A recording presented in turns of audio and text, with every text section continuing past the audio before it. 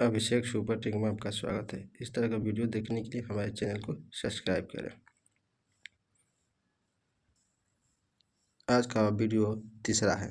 चलिए हम शुरू करते हैं। कह रहा है, यहाँ से स्टार्ट किया जाएगा।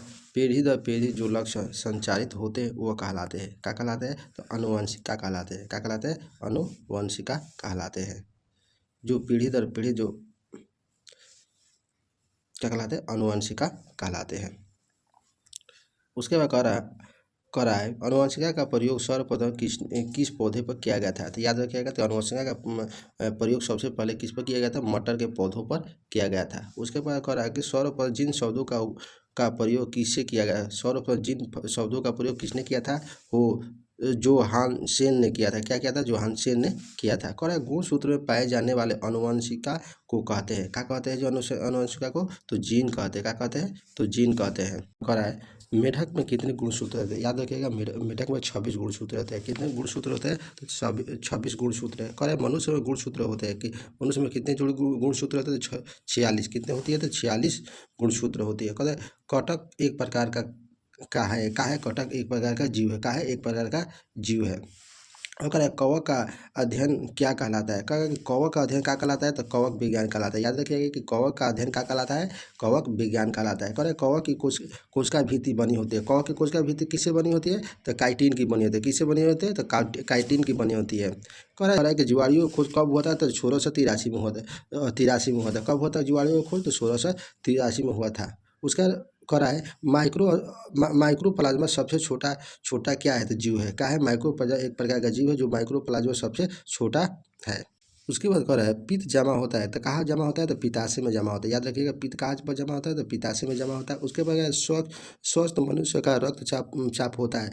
क्या होता है स्वस्थ मनुष्य का रक्तचाप? तो याद रखिएगा, अभी भी ये क्वेश्चन आता है हमेशा है। तो 120/80 होता है। कितना? 120/80 होता है। कौन होता है? दौड़ते समय मनुष्य का रक्तचाप कैसा होता है? तो कैसा? तो बढ़ जाता है। क्या होता है? तो बढ़ जाता है। याद रखिएगा, बढ़ जाता है। ठीक। उसके बाद कह रहे कि कह रहा है स्वस्थ मानव का हृदय एक बार में धड़कता है। तो एक बार में क्या धड़कता है? स्वस्थ मानव का धड़कन एक बार में 0.8 सेकंड में क्या होता है? धड़कता है। कह रहा है हृदय का अध्ययन क्या कहलाता है?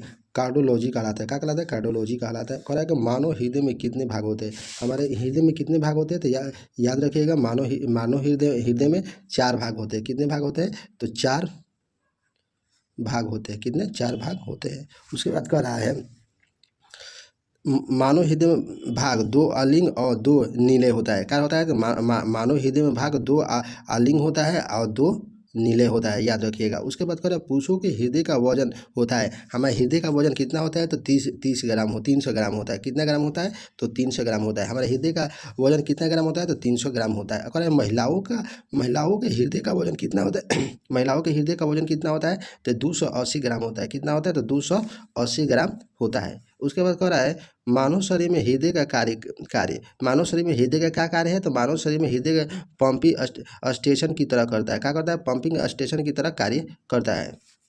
उसके बाद कह रहा है रक्त में लाल रंग किसके कारण होता है? हमारे जो रक्त होता है लाल किसके कारण होता है? तो हीमोग्लोबिन के कारण होता है। किसके कारण होता है? तो हीमोग्लोबिन के कारण हमें रक्त का होता है लाल होता है।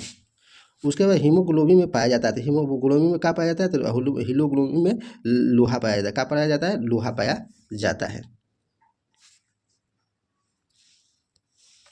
उसके बाद क्या है शरीर में हीमोग्लोबिन का कार्य क्या है? हमारे शरीर में जो हीमोग्लोबिन होता है उसका कार्य क्या होता है? ऑक्सीजन का परिवहन करना होता है। क्या करना होता है?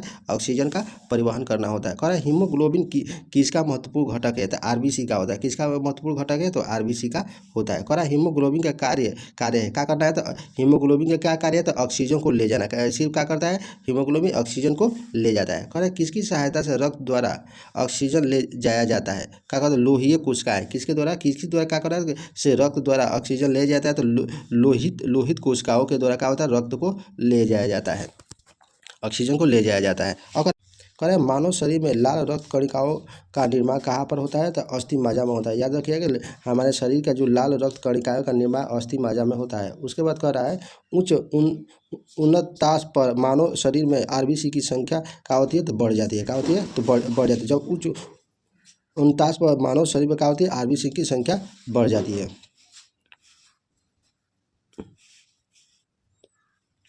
कह रहे मानव में मेरुदंड में कितनी जोड़ी तंत्रिका निकलती है। तो याद रखिए कि मानव में मेरुदंड में कितनी जोड़ी तंत्रिका निकलती है, तो 31 जोड़ी तंत्रिका 31 निकलती है, ठीक ना। स्तनधारी किसमें यूरिया बनाते हैं, यकृत या लीवर में क्या करते हैं, स्तनधारी क्या बनाते हैं, यूरिया बनाते हैं। उसके बाद रक्त का अध्ययन कहलाता है, रक्त का अध्ययन क्या कहलाता है, हेमोटोलॉजी कहलाता है। क्या कहलाता है, हेमोटोलॉजी कहलाता है। रक्त एक है, ये रक्त का है तरल संयोजी ऊतक। याद रखिएगा रक्त का है एक तरल संयोजित ऊतक है। क्या है, रक्त तरल संयोजित ऊतक है। कह रहा है कि एक स्वस्थ व्यक्ति में रक्त होता है, हम जो स्वस्थ व्यक्ति होता है एकदम बिना रोग का, तो उसमें कितना लीटर होता है, तो ये 5 से 6 लीटर का होता है, उसमें ब्लड होता है। उसके बाद कह रहे हैं रक्त कणिकाएं कितनी प्रकार की होती है। तो याद रखिए कि रक्त कणिकाएं 3 प्रकार की होती है। कितनी प्रकार की होती है, तो रक्त कणिकाएं 3 प्रकार की होती है। कह रहा है कि रोगों से लड़ने का प्रमुख कार्य, जो शरीर में जो रोग होता है उससे लड़ने का प्रमुख कार्य किसका है, तो सफ़ेद रक्त कणिकाएं का है। किसका है, तो सफ़ेद रक्त कणिकाएं का है।